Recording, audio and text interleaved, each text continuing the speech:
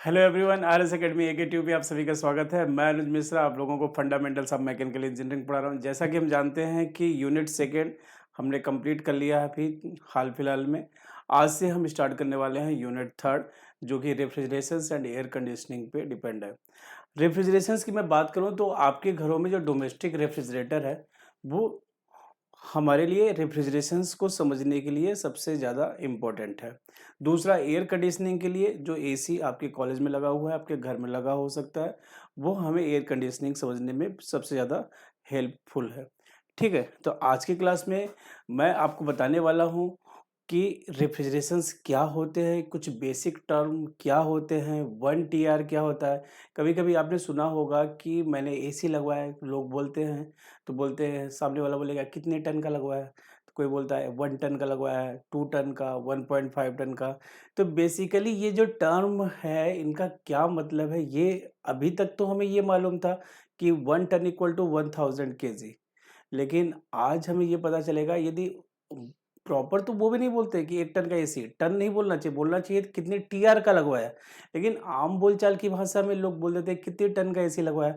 तो ऐसा कोई बोले तब बोलिए टन नहीं, कितने टीआर, कितने टन ऑफ रेफ्रिजरेशन का आपने एसी लगवाया। तो इन सभी सवालों का जवाब आज के लेक्चर में हमें मिलने वाला है। तो चलिए आज की क्लास स्टार्ट करते हैं। तो मैं आपको बता दूं कि जैसा कि आपने देखा लास्ट सेमेस्टर में पेपर थोड़ा सा लैंग्वेज डिफरेंट था, या फिर कह सकते हैं पेपर में थोड़ा सा ट्विस्ट था। बच्चों को उतना ज़्यादा कंफर्टेबल फील नहीं हुआ जितना कि हर बार फंडामेंटल्स ऑफ मैकेनिकल इंजीनियरिंग में लगता था। तो मैं आपको फिर से बता दूं कि पेपर कभी भी चेंज हो सकता है, लेकिन यदि आप मेरी वीडियोस देख रहे हैं तो मैं इस बात की पूरी गारंटी आपको देता हूं कि पूरा 100% प्रोबेबिलिटी है कि क्वेश्चंस जो है हमारे वीडियो से ही आएंगे, और कोई भी ऐसा कॉन्सेप्ट नहीं होगा जिसे हम ना समझ पाए या फिर हमारा कंप्लीट ना हो। तो चलिए आज की क्लास हम स्टार्ट करने वाले हैं। तो आज की क्लास स्टार्ट करने वाले हैं। सबसे पहले हम देखेंगे कि यूनिवर्सिटी ने कौन कौन से टॉपिक को यूनिट थर्ड के अंदर शामिल किया है। तो यदि मैं बात करूं यूनिट थर्ड, तो यूनिट थर्ड का जो नाम है वो है इंट्रोडक्शन। यूनिट थर्ड का नाम क्या है? Introductions of refrigerations and air conditioning. और रेफ्रिजरेशंस में इन्होंने सबसे पहला टॉपिक मेंशन किया है रेफ्रिजरेटिंग इफेक्ट। तो रेफ्रिजरेटिंग इफेक्ट तो इन्होंने बोला है, इसे हम एक और नाम से भी जान सकते हैं, रेफ्रिजरेशन इफेक्ट। किस नाम से हम जान सकते हैं? Refrigeration effect. और सबसे बड़ी बात क्या जानते हैं, यूनिवर्सिटी ने बिल्कुल साफ साफ शब्दों में लिख रखा है रेफ्रिजरेटिंग इफेक्ट। और हम पूरे सिलेबस में रेफ्रिजरेटिंग इफेक्ट या रेफ्रिजरेशन इफेक्ट का डिफिनेशन हमें पता ही नहीं होता है। तो आज की क्लास में मैं आपको ये बिल्कुल अच्छे से समझाऊंगा व्हाट इज रेफ्रिजरेटिंग इफेक्ट या फिर what is a refrigeration effect. ठीक है, फिर इन्होंने बोला turn off refrigeration. Turn off refrigeration मतलब 1 टीआर को आप डिफाइन कीजिए। अभी तक जहां तक हम लोगों ने अभी तक देखा कि मैक्सिमम या फिर मोस्ट ऑफ द टाइम हमने क्या किया, सिर्फ 1 टन ऑफ रेफ्रिजरेशन का सिर्फ डिफिनीशंस पढ़ा है। और कि ये क्या होता है, यदि मान लीजिए कभी कभी 1 टीआर इक्वल टू 3.5 किलोवाट कैसे आता है, कैसे निकालेंगे, यदि ये पूछ लिया गया तो उस दिन हमारे पास जवाब नहीं होगा। तो आज की क्लास में मैं आपको ये कैलकुलेट करके दिखाऊंगा कि 1 टीआर इक्वल टू 3.5 किलोवाट कैसे होता है। फिर आगे बात करें तो कोफिशिएंट ऑफ परफॉर्मेंस क्या है। तो जैसे हमारा इंजन होता है, आईसी इंजन हमने बात किया, इंजन की परफॉर्मेंस मेजर किया जाता है इफिशियंसी के टर्म में। और रेफ्रिजरेटर का जो परफॉर्मेंस है वो मेजर किया जाएगा इन टर्म्स ऑफ सीओपी, जिसे हम बोलते हैं कोफिशिएंट ऑफ परफॉर्मेंस। कभी कभी हम टर्म यूज कर सकते हैं, या फिर कर सकते नहीं है, करते हैं, कि रेफ्रिजरेटर की जो इफिशियंसी है वो सीओपी के टर्म में मेजर की जाती है। बिल्कुल गलत है। रेफ्रिजरेटर का इफिशियंसी सीओपी नहीं होता है, रेफ्रिजरेटर का परफॉर्मेंस सीओपी के टर्म में मेजर किया जाता है। तो कभी कभी नोट्स में भी, बुक में भी गलत लिखा रहता है कि द इफिशियंसी ऑफ रेफ्रिजरेटर या फिर the efficiency of refrigerator and heat pump are measures in term of COP. गलत है वो। The performance of refrigerator and heat pump are measured in terms of COP. Performance measure किया जाता है, efficiency major नहीं किया जाता है। तो इन सभी चीज़ों का जवाब यदि आप लेक्चर लगातार देखेंगे तो ये सब चीज़ें आपको यहाँ पे देखने को मिलेगा। मेथड्स ऑफ रेफ्रिजरेशंस कितने हैं, नेचुरल कौन कौन से मेथड हैं, आर्टिफिशियल कौन से हैं, कुछ अदर्स मेथड भी हैं। फिर हम डोमेस्टिक रेफ्रिजरेटर का कंस्ट्रक्शंस एंड वर्किंग देखेंगे, उसके बाद कॉन्सेप्ट ऑफ हीट पंप। तो ये सब बातें हैं, सिलेबस में दे रखा है। उसके बाद कि एयर कंडीशनिंग की क्या मीनिंग है, इसका क्या एप्लीकेशंस है, साथ ही साथ कुछ हमारे पास साइकोमेट्रिक प्रॉपर्टी हैं, जैसे humidity, dry bulb temperature, wet bulb temperature, due point temperature. तो ये सब हम इन सभी को देखेंगे, कंफर्ट कंडीशंस क्या होता है, और फाइनली हम विंडो टाइप एसी के कंस्ट्रक्शंस और उसके वर्किंग को समझ लेंगे, हमारा सिलेबस कंप्लीट होगा। तो चलिए बाकी तो बातें आगे करते रहेंगे, आज का लेक्चर हम स्टार्ट करते हैं। तो सबसे पहला टॉपिक है रेफ्रिजरेशन। सबसे पहला टॉपिक क्या है? रेफ्रिजरेशन। रेफ्रिजरेशन से हम क्या समझते हैं या रेफ्रिजरेशन है क्या? तो मैं आपको बताऊं कि रेफ्रिजरेशन एक प्रोसेस है। कैसा प्रोसेस है? कूलिंग प्रोसेस है। जो हमारे घर में रेफ्रिजरेटर है, जिसको हम फ्रिज बोलते हैं, उसका टेक्निकल नेम रेफ्रिजरेटर होता है।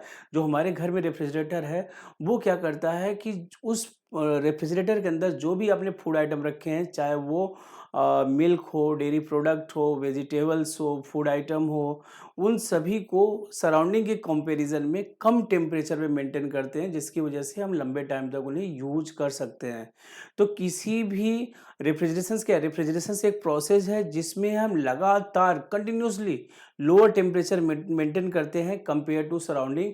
कैसे? With the help of some network input. Without network input के नहीं। अब सोचिए कि हीट हीट का नेचर होता है कि हीट स्पॉन्टेनियसली हमेशा फ्लो करेगा high temperature to lower temperature. Heat का ये स्पॉन्टेनियस नेचर होता है, ये प्राकृतिक रूप से हीट ऐसे ही फ्लो करता है। यदि आप इसे प्रैक्टिकली देखना चाहते हैं तो कोई गरम फ्राई पैन हो या कुछ हो, उसे आप टच करेंगे तो आपको हाथ गर्म लगेगा। क्यों? क्योंकि हीट फ्लो कर रहा है। क्योंकि वो जो फ्राई पैन है वो गर्म है, आपका हाथ ठंडा है, तो हीट फ्लो हो रहा है high temperature to lower temperature. लेकिन यहाँ पर हम रेफ्रिजरेटर में हीट को फ्लो कराएंगे लो टेम्परेचर से हायर टेम्परेचर की तरफ। कैसे? कुछ वर्क इनपुट देके। तो अब ये डायग्राम आप देखना है, ये डायग्राम ध्यान से देखेंगे तो आपको कुछ समझ में आएगा। तो ये मैंने कहा यहाँ पे हमारा क्या हो गया, ये T2 या फिर मैं इसे बोल दे रहा हूँ लोअर टेम्परेचर। ये हमारा लोअर टेम्परेचर है और यहाँ से जो ये हीट निकाल रहा है ये QL हीट लोअर टेम्परेचर से निकाल रहा है, और ये हीट फ्लो हो रहा है किधर? हायर टेम्परेचर की तरफ। ये जो हीट है QH। तो ये हीट खुद ब खुद तो फ्लो करेगा नहीं हायर टेम्परेचर की तरफ, तो इसके लिए क्या है? कुछ वर्क जबरदस्ती इसको नीचे से खींच के ऊपर की तरफ ले जा रहा है। तो इसीलिए इस सिस्टम में हमें कुछ वर्क इनपुट देना पड़ता है। तो डिफिनीशंस अब हम देखेंगे। तो हीट लो टेम्परेचर पे है, वर्क ने उसको जबरदस्ती खींचा और हाई टेम्परेचर पे रिजेक्ट कर दिया, इसीलिए वर्क इनपुट देना पड़ रहा है। इसीलिए वर्क इनपुट देना पड़ रहा है। अब रेफ्रिजरेशन की बात करें तो रेफ्रिजरेशन है क्या? Refrigeration is a process of maintaining lower temperature compare to surroundings. मतलब हम लगातार लो टेम्परेचर मेंटेन कर रहे हैं सराउंडिंग के कंपैरिजन में, लेकिन खुद ब खुद अपने आप ऐसा मेंटेन नहीं हो सकता। कैसे मेंटेन होगा?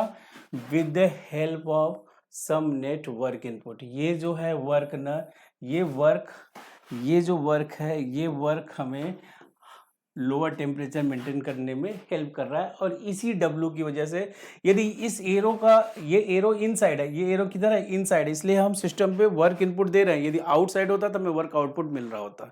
ठीक है। तो यहाँ पे हमने रेफ्रिजरेशन देखा। Refrigeration is a process of maintaining lower temperature compare to surrounding with the help of some network input. और रेफ्रिजरेशन को डिटेल में हम डिफाइन करना चाहें तो हम कर सकते हैं, ये जो पूरा प्रोसेस हो रहा है ना, in order to maintain temperature continuously refrigeration system run on a cycle. ऐसा नहीं कि एक बार आप लोअर टेम्परेचर मेंटेन कर लिए तो वो इनफाइनाइट टाइम के लिए लोअर पे बना रहेगा। लगातार आपको हीट निकालना पड़ेगा। इसीलिए आपके घर में जो रेफ्रिजरेटर होता है ना, वो लगातार चलता रहता है। वो अलग बात है कि आजकल हमारे घर में जो रेफ्रिजरेटर है उसपे कंप्रेसर ऑटो कट है। जैसे एक सेंसर सेंस कर लेगा, एक लिमिट तक टेम्परेचर डाउन हो गया तो कंप्रेसर ऑटो कट हो जाएगा। जैसे टेम्परेचर बढ़ता रहेगा, सेंसर सेंस किया, फिर से कंप्रेसर चलने लगेगा। लेकिन साइकिल कंटिन्यूसली चल रहा है, क्योंकि हमें लगातार लोअर टेम्परेचर मेंटेन करना है। तो रेफ्रिजरेशन, मुझे उम्मीद है कि आपको समझ में आ चुका होगा। नेक्स्ट पॉइंट हम देखने जा रहे हैं, या फिर आप इसको स्क्रीनशॉट भी लेना चाहते हैं तो मैं थोड़ा सा साइड में हो जाता हूँ। ठीक है। तो ये यहाँ पे हमने यहाँ तक इसे देख लिया, रेफ्रिजरेशंस। नेक्स्ट, रेफ्रिजरेटिंग इफेक्ट या फिर रेफ्रिजरेशन इफेक्ट बिल्कुल क्लियर सिलेबस में दिया गया है। रेफ्रिजरेशन इफेक्ट, या फिर आप इसी को बोलते हैं रेफ्रिजरेटिंग इफेक्ट। क्या बोलते हैं? Refrigerating effect. तो रेफ्रिजरेटिंग इफेक्ट को मैं यहाँ पे डिफाइन करना चाहूँ कि रेफ्रिजरेटिंग इफेक्ट क्या होता है, तो मैं आपको बता दूँ कि जो हमारा रेफ्रिजरेटर है ना, लोअर टेम्परेचर से जो अमाउंट ऑफ हीट निकाल रहा है लोअर टेम्परेचर मेंटेन करने के लिए, वो जो अमाउंट ऑफ हीट है ना, उसे हम बोलते हैं रेफ्रिजरेटिंग इफेक्ट। तो अभी अभी हमने डायग्राम देखा था। क्या डायग्राम देखा था? मैं आपको दिखाता हूँ।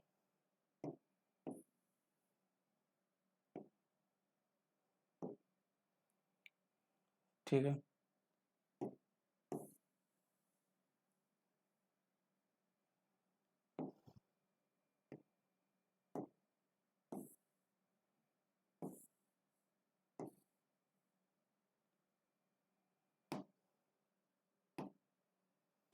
तो ये हमने देखा कि हमारा ये लोअर टेम्परेचर था, इस लोअर टेम्परेचर से हम हीट को निकाल रहे हैं और ये हायर टेम्परेचर पे हम हीट को रिजेक्ट कर रहे हैं। तो यहाँ से जो अमाउंट ऑफ हीट निकल रहा है क्यूएल, यहाँ पे जो रिजेक्ट कर रहे हैं क्यूएच, और इस सिस्टम पे कुछ वर्क इनपुट आप दे रहे हैं, इसीलिए इस डिवाइस का नाम हमने क्या बोल दिया, रेफ्रिजरेटर। ये क्या है, रेफ्रिजरेटर। तो मैं आपको बताऊं कि ये जो क्यूएल है ना, ये जो क्यूएल है, इस क्यू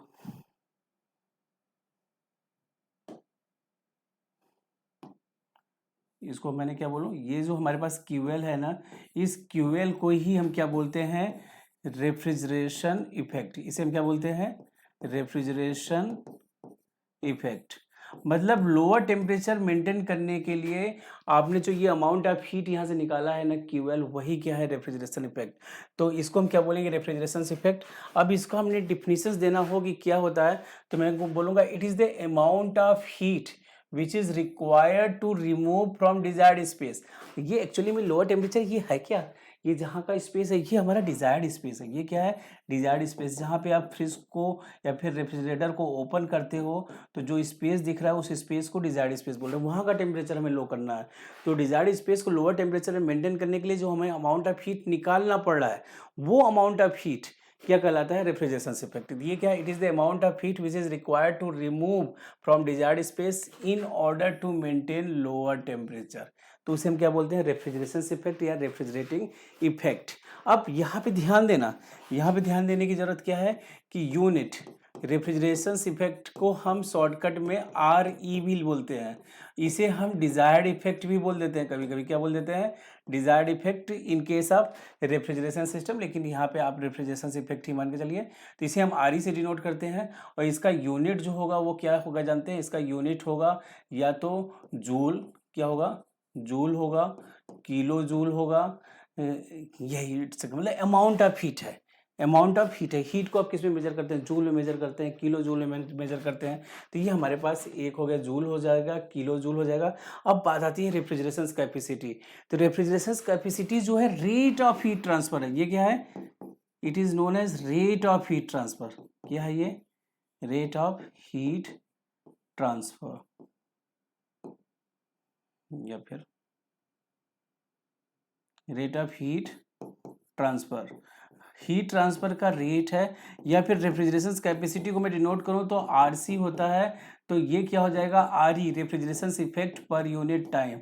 मतलब रेफ्रिजरेशन जो अमाउंट ऑफ हीट निकल रहा है ना, वो पर यूनिट टाइम में कितना है। तो इसको समझना चाहे तो मेरे लैंग्वेज में आप सीखना चाहे तो मैं बिल्कुल आसान भाषा में एक लाइन में लिखूं, ये किसके सिमिलर है जानते हैं आप, रेफ्रिजरेशन इफेक्ट जो सिमिलर है ये क्या है, ये है सिमिलर टू वर्क। किसकी सिमिलर है, सिमिलर टू वर्क। और यदि मैं रेफ्रिजरेशन कैपेसिटी की बात करूं तो ये क्या है, सिमिलर टू पावर। क्या है, सिमिलर टू पावर।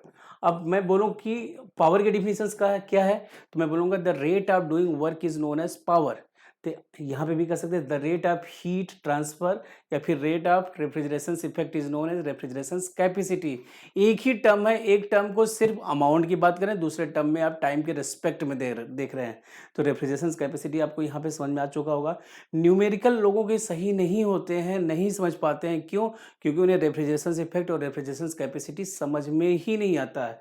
तो यहाँ पे आपने देखा कि refrigeration effect per unit time है। तो यहाँ पे यदि मैं यूनिट की बात करूँ, किसकी बात करूँ, मैं यूनिट की बात करूं तो इसका यूनिट क्या होगा, तो इसका यूनिट किलो जूल पर सेकेंड, या फिर जूल पर सेकेंड, या फिर किलो जूल पर मिनट, या फिर किलो जूल पर आवर। मतलब ऊपर अमाउंट ऑफ हीट है, नीचे टाइम है, और ये सभी के सभी यूनिट किसके होंगे, रेफ्रिजरेशन कैपेसिटी के भी होंगे, कैपेसिटी के होंगे। तो यहाँ पे आप रेफ्रिजरेशन इफेक्ट और रेफ्रिजरेशन कैपेसिटी को अच्छे से समझ लिए होंगे। अब मैं जब न्यूमेरिकल आपको पढ़ाऊंगा ना, तो मैं एक बार फिर से रेफ्रिजरेशन इफेक्ट, रेफ्रिजरेशन कैपेसिटी को बताऊंगा आपको। तो यहाँ पे ये जो क्यूएल था ना, ये जो क्यूएल था, यही पे क्यूएल पे हम क्यूएल डॉट लगा देते हैं। तो इसका मतलब क्या हो जाता है, amount of heat per unit time. यहाँ पे जो QH था ना, QH डॉट लगा देते हैं तो ये क्या हो जाता है, amount of heat per unit time. तो वो क्या बन जाता है, रेफ्रिजरेशन कैपेसिटी। तो ये हम आगे इसे फिर से डिटेल में डिस्कस करेंगे, फिलहाल आप यहाँ तक देख लीजिए। तो आपने ये देखा रेफ्रिजरेशन इफेक्ट क्या होता है, रेफ्रिजरेशन कैपेसिटी क्या होता है। रेफ्रिजरेशन इफेक्ट क्या, अमाउंट ऑफ हीट है जो लोअर टेम्परेचर मेंटेन करने के लिए हमें निकालना पड़ा। जैसे मान लीजिए कि इस रूम का टेम्परेचर 10 डिग्री सेल्सियस बनाने के लिए हमें 100 kilo joule amount of heat निकालना पड़ेगा। तो वो जो 100 kilo joule amount of heat हमने निकाला है ना, वो क्या रेफ्रिजरेशन इफेक्ट है। लेकिन मैं बोल दूं कि 1 सेकेंड में इतना निकालना पड़ा था, तो मैं क्या बोलूँगा, वो रेफ्रिजरेशन कैपेसिटी है। ठीक है, तो ये दोनों बातें यहाँ पे क्लियर हो गई। अब बात आती है रेफ्रिजरेंट की। तो रेफ्रिजरेंट क्या है, रेफ्रिजरेंट वर्किंग मीडियम है या फिर वर्किंग सब्सटेंस है जो कि कंटिन्यूसली साइकिल के अंदर सर्कुलेट्स होता है और लोअर टेम्परेचर से हीट को एब्जॉर्ब करता है, हायर टेम्परेचर पे हीट को रिजेक्ट कर देता है। तो आप ध्यान से वीडियो देखेंगे तो आपको ध्यान से देखने पे ये पता चलेगा कि ये हमारे पास ट्यूब्स है। तो ये कौन सा ट्यूब है, यहाँ पे अभी कंपोनेंट हम पढ़ेंगे तो वहाँ पे मैं बताऊंगा। ये हमारे पास इओपरेटर है, ये हमारे पास क्या है, कंप्रेशर है। क्या है, कंप्रेशर है। ये हमारे पास क्या है, यहाँ पे कंडेंसर। ये हमारे पास क्या है, एक्सपेंशन डिवाइस। तो आप देख रहे हैं ये चार के चारों डिवाइस आपस में ट्यूब से कनेक्ट हैं। जो ब्लू कलर दिख रहा है वहाँ पे रेफ्रिजरेंट का टेम्परेचर लो है, जहाँ पे आपको रेड या ऑरेंज दिख रहा होगा वहाँ पे टेम्परेचर ज़्यादा है। तो ये हीट को एब्जॉर्ब कर लेता है। ट्यूब्स के अंदर रेफ्रिजरेंट घूम रहे हैं तो रेफ्रिजरेंट ही हीट को एब्जॉर्ब करता है इओपरेटर में और कंडेंसर में पहुंचने के बाद हीट को रिजेक्ट कर देता है। तो आपको दिख रहा होगा यहाँ से हीट को क्या कर रहा है, ये QL हीट को यहाँ से एब्जॉर्ब करेगा और QH हीट को यहाँ से रिजेक्ट करेगा। मतलब किसने हीट को एब्जॉर्ब किया, किसने हीट को रिजेक्ट किया, रेफ्रिजरेंट। अब समझेंगे रेफ्रिजरेंट क्या है।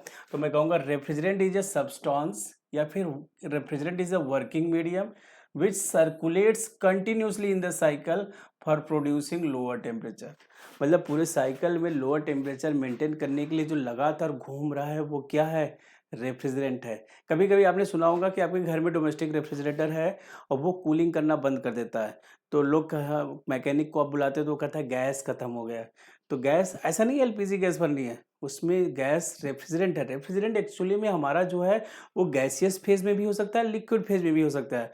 हमारा जो वाटर है वो भी रेफ्रिजरेंट है, एयर भी रेफ्रिजरेंट है, अमोनिया रेफ्रिजरेंट है, कुछ CFC भी रेफ्रिजरेंट है जैसे R11, R12, R22, R134 ए जो कि डोमेस्टिक रेफ्रिजरेटर में यूज होता है।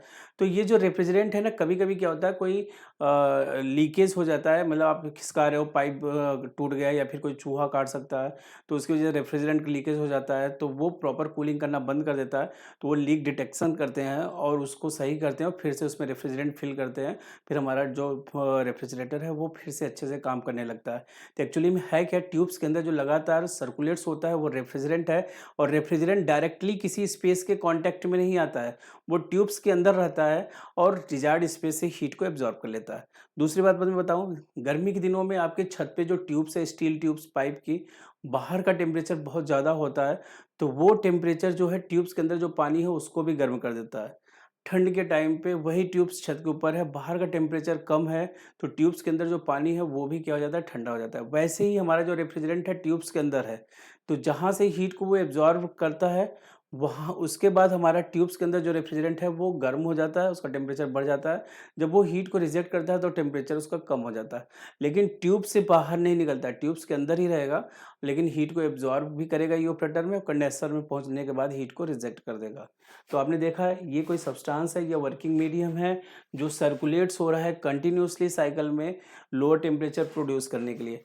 अब दूसरा इसका वर्क क्या है, refrigerant absorb heat at low temperature and reject heat at a high temperature. आपके डोमेस्टिक रेफ्रिजरेटर के पीछे जो कंडेंसर ट्यूब्स लगे होते हैं ना, वहाँ पे जब रेफ्रिजरेंट पहुँचता है तो वो सराउंडिंग्स में हीट को रिजेक्ट कर देता है। रेफ्रिजरेंट का एग्जांपल बात करें तो ammonia NH3, water, air, R11, R12, R135 etcetera, ये सभी के सभी क्या है, रेफ्रिजरेंट। ठीक है, अब बात आती है यूनिट ऑफ रेफ्रिजरेशन, जिसे हम बोलते हैं 1 TR। 1 TR को यदि आप समझना चाहें तो 1 TR 1 टन ऑफ रेफ्रिजरेशन जो है वो आप कुछ इस तरह से डिफाइन कर सकते हैं। मान लीजिए कि ये हमारा रूम है, इस रूम के अंदर हम 1 टन आइस 0 डिग्री सेल्सियस पे रखें और वो 24 आवर्स में 0 डिग्री सेल्सियस के वाटर में कन्वर्ट हो जाएगा। तो जो रेफ्रिजरेशन इफेक्ट प्रोड्यूस होगा, उस रेफ्रिजरेशन इफेक्ट को हम क्या बोलेंगे, 24 आवर्स में उसे हम क्या बोलेंगे, 1 टन ऑफ रेफ्रिजरेशंस। तो सिंपल सी बातें हैं।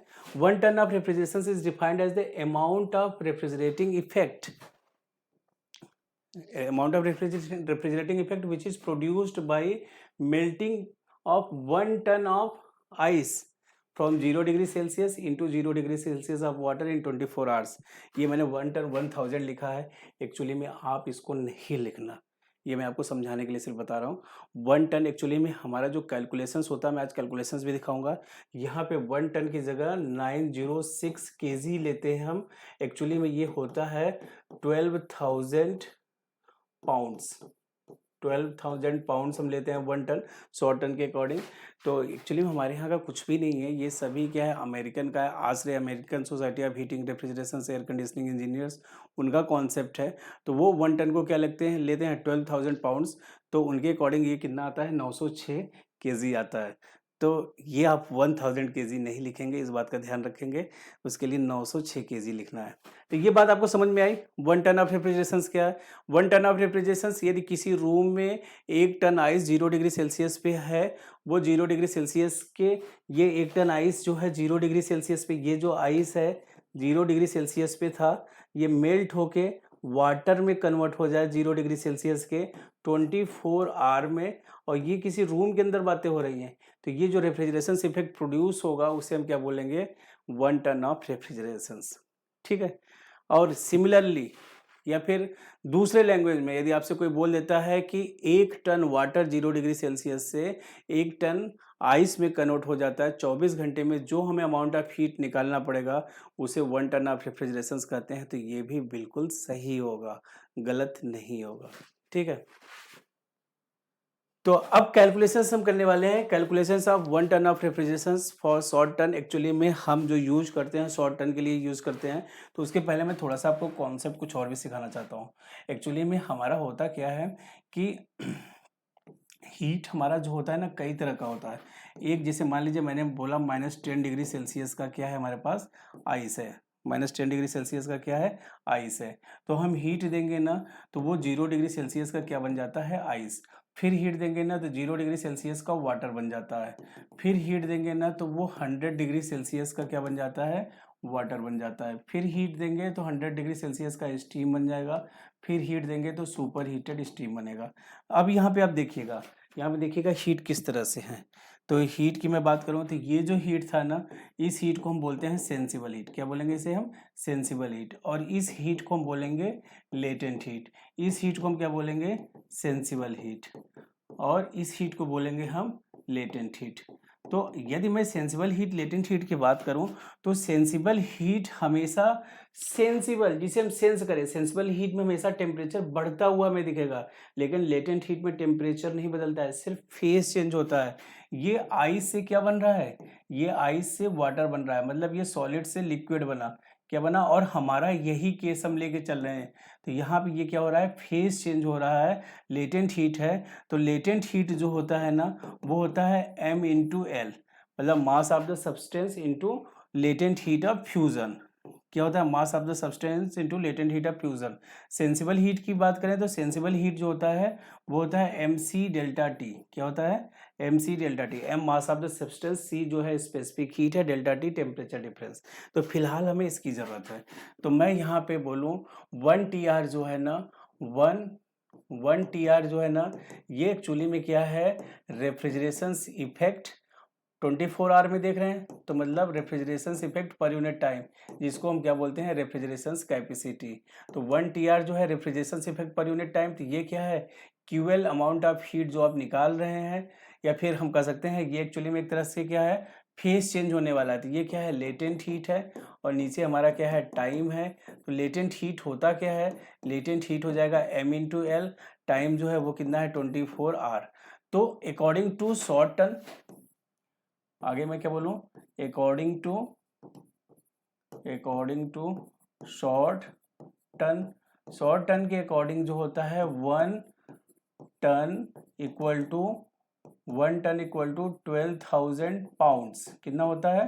12,000 पाउंड्स। और 1 पाउंड इक्वल टू होता है 1 पाउंड इक्वल टू 4.53 kg। तो मैं 1 टन की बात करूं तो 1 टन कितना हो जाएगा? फिर मैं क्या बोलूं? 1 टन जो होगा वो क्या हो जाएगा? 12,000 इंटू 4.453। इसे सॉल्व करेंगे तो ये 906 kg आ जाएगा। तो मतलब 1 टन जो है वो कितना है? 1 टन जो है वो है 906 kg। तो अब यहाँ पे हमारे पास m इक्वल टू कितना आ गया? 906 kg। और लेटेंट हीट ऑफ फ्यूजन जो होता है आइस के लिए, ये आपको याद ही है, 335 kilo joule per kg. L क्या है? Latent of heat of fusion. L क्या है? Latent heat of fusion. Latent heat of fusion for ice. L equal to कितना है? 335 किलो जूल पर केजी। तो ये हमारे पास कितना हो गया? 335 kilo joule per KG divided by 24 hours. तो ये कितना आएगा? आप इसको हम कैलकुलेट करना शुरू करते हैं। इसके लिए आप थोड़ा सा कैलकुलेटर निकालेंगे, हम भी देखते हैं क्या आ रहा होगा ये।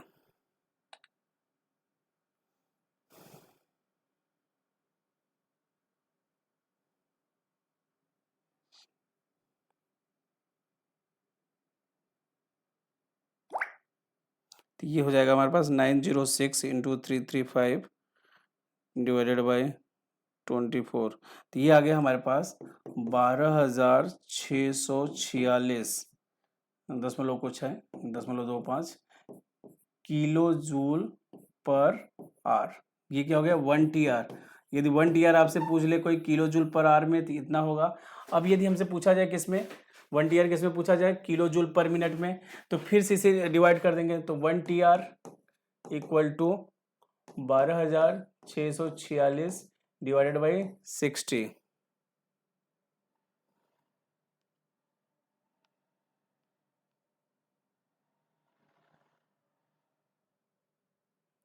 Divided by 60। तो ये आ गया हमारे पास 210.7 किलो जूल पर मिनट, जिसे आप राउंड ऑफ करके क्या बोल देते हैं?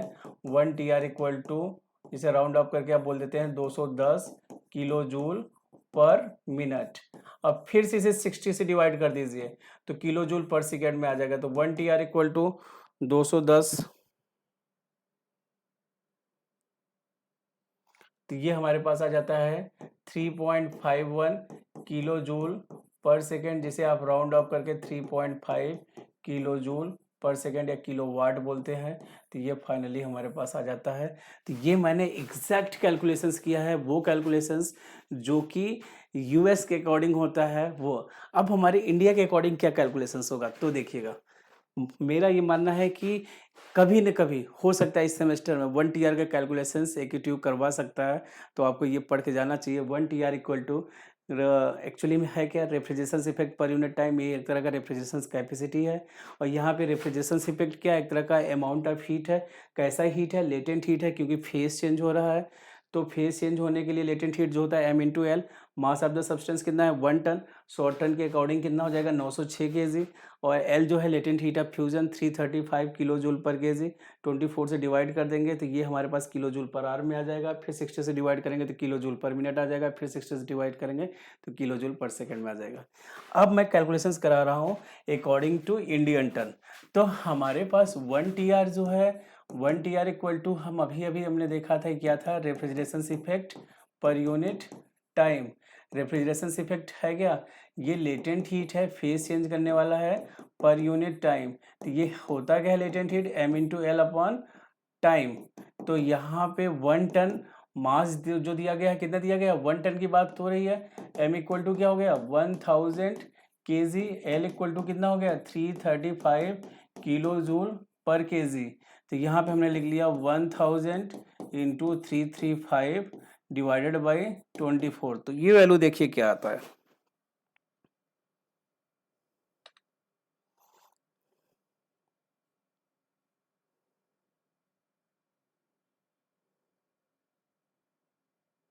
तो ये हमारे पास आ गया 13958 kilo joule per or 1 TR।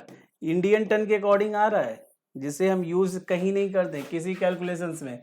ये हमारे लिए दिखाना है what is the difference between Indian 1 TR या फिर इंडियन टन के अकॉर्डिंग 1 TR में क्या डिफरेंस होगा। तो ये किलो जूल पर आर में आ गया। अब यदि हमें दिखाना हो 1 TR को किलो जूल पर मिनट में, तो हम क्या करेंगे, 13958 डिवाइडेड बाई 60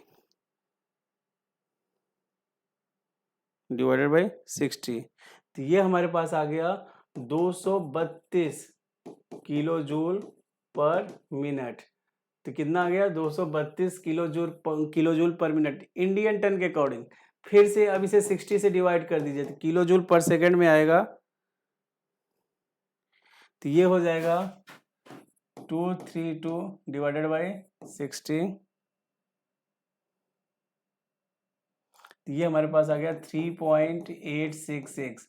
तो ये क्या हो गया, किलो जूल पर सेकेंड, जिसे हम 3.8 भी मान लेते हैं। तो ये बहुत डिफरेंस है इंडियन टन के अकॉर्डिंग और यूएस टन के अकॉर्डिंग। हमने ये कैलकुलेशंस कर लिया, लेकिन आपको यूज़ करना है शॉर्ट टन का, जो कि 1 pound equal to 12,000, sorry 1 ton equal to 12,000 pounds and 1 pound equal to 0.453 kg। इसीलिए आप बोलते हैं ना, 1 पाउंड का केक दे दीजिए, केक दे दीजिए, जो कि लगभग आधा किलो का होता है। तो यहाँ पे ये कॉन्सेप्ट हमने पूरी तरह से कंप्लीट कर लिया। तो मुझे उम्मीद है कि आपको अच्छा लगा होगा। नेक्स्ट क्लास में और भी ढेर सारे हम डिफरेंट कॉन्सेप्ट को देखने वाले हैं, बहुत ही आसानी से और अच्छे से। तो आज की क्लास के लिए इतना ही। Thank you.